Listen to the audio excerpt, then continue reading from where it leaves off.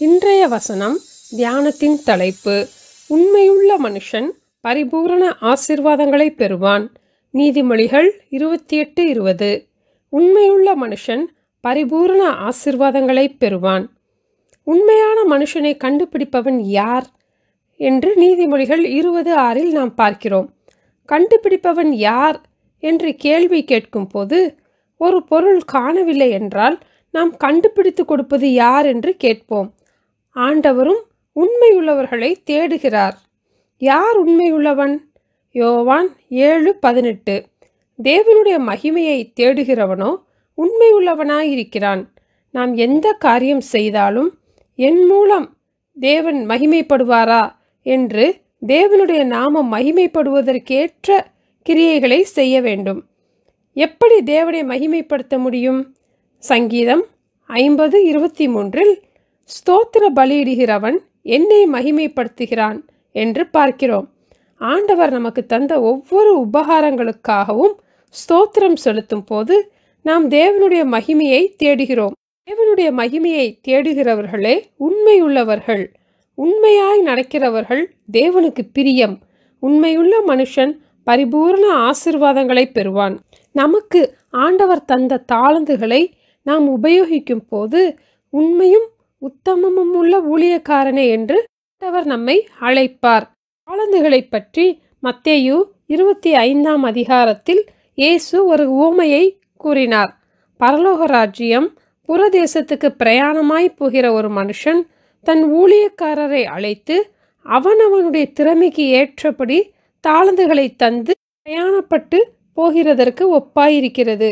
ஒருவரிடத்தில் 5 தாளந்தும் ஒருவரிடத்தில் 2 தாளந்தும் ஒருவரிடத்தில் 1 தாளந்துமாக கொடுத்தார். 5 தாளந்தை வாங்கினவன் போய் வேறு 5 தாளந்தை சம்பாதித்தான். 2 தாளந்தை வாங்கினவனும் வேறு 2 தாளந்தை சம்பாதித்தான். ஆனால் 1 தாளந்து வாங்கினவனோ போய் நிலத்தை தோண்டி அதை புதைத்து வைத்தான். வெகு காலமான பின்பு அந்த ஊழியக்காரருடைய எஜமான் திரும்பி வந்து அவர்களிடத்தில் கணக்கு கேட்டான். அப்பொழுது 5 தாளந்தை வாங்கினவன் வேறு 5 தாளந்தை கொண்டு வந்து, ஆண்டவரே, 5 தாளந்தை என்னிடத்தில் ஒப்புவித்தீர், இதோ வேறு 5 தாளந்தையும் சம்பாதித்தேன் என்று 10 தாளந்தையும் காட்டினான். அப்பொழுது எஜமான் அவனை நோக்கி, நல்லது, உண்மையும் உத்தமமும் உள்ள ஊழியக்காரனே, கொஞ்சத்திலே உண்மையாயிருந்தாய், அநேகத்தின் மேல் உன்னை அதிகாரியாக வைப்பேன், உன் எஜமானுடைய சந்தோஷத்திற்குள் பிரவேசி என்றார். 2 தாளந்தை வாங்கினவனும் வந்து, 2 தாளந்தை என்னிடத்தில் ஒப்புவித்தீர் ஆண்டவரே, வேறு 2 தாளந்தையும் நான் சம்பாதித்தேன் என்று சொல்லி எஜமானிடத்தில் அதை ஒப்பு கொடுக்கிறான்.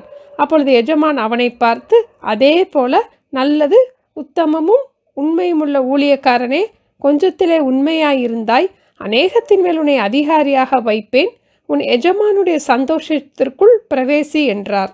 ஆனால் 1 தாளந்து வாங்கினவன் வந்து, ஆண்டவரே, என்னுடைய தாளந்தை நான் புதைத்து வைத்தேன், அதை உபயோகிக்கவில்லை, நீர் கொடுத்த இந்த தாளந்தை அப்படியே நீர் வாங்கி கொள்ளும் என்றான். அப்பொழுது ஆண்டவர் அவனை பார்த்து, உள்ளவனவனோ அவனுக்கு கொடுக்கப்படும், அவன் பரிபூர்ணமும் அடைவான் என்று சொல்லி அதை வாங்கி 10 தாளந்து உள்ளவனுக்கு கொடுங்கள் என்றார். நம் எல்லாருக்கும் ஆண்டவர் தாளந்துகளை தந்திருக்கிறார். அவருடைய மகிமைக்காய் அவற்றை பயன்படுத்த வேண்டும். நம்மிடத்தில் தாளந்து இல்லையே என்று நினைக்கலாம்.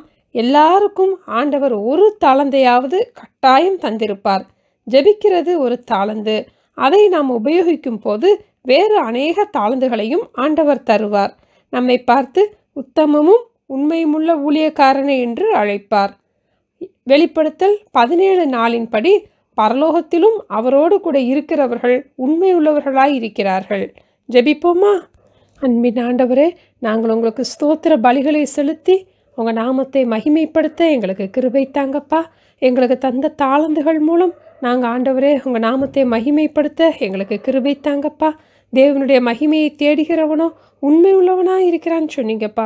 ஒவ்வொரு நாளும் ஆண்டவரே உங்கள் நாம மகிமையை நாங்கள் தேடுகிறவர்களாக காணப்பட எங்களுக்கு நீங்கள் கிருபை செய்ய வேண்டுமாய் ஜெபிக்கிறோம் அப்பா. உண்மையாய் நடக்கிறவர்களோ தேவனுக்கு பிரியம் என்ற வசனத்தின்படி நாங்கள் ஆண்டவரே உங்களுக்கு பிரியமாய் இருக்க எங்களுக்கு கிருபை தாங்கப்பா. எங்கள் ஜெபத்தை கேட்டதற்காக ஸ்தோத்திரம்ப்பா. இயேசுவின் நாமத்தில் ஜெபிக்கிறோம் பிதாவே, ஆமென்.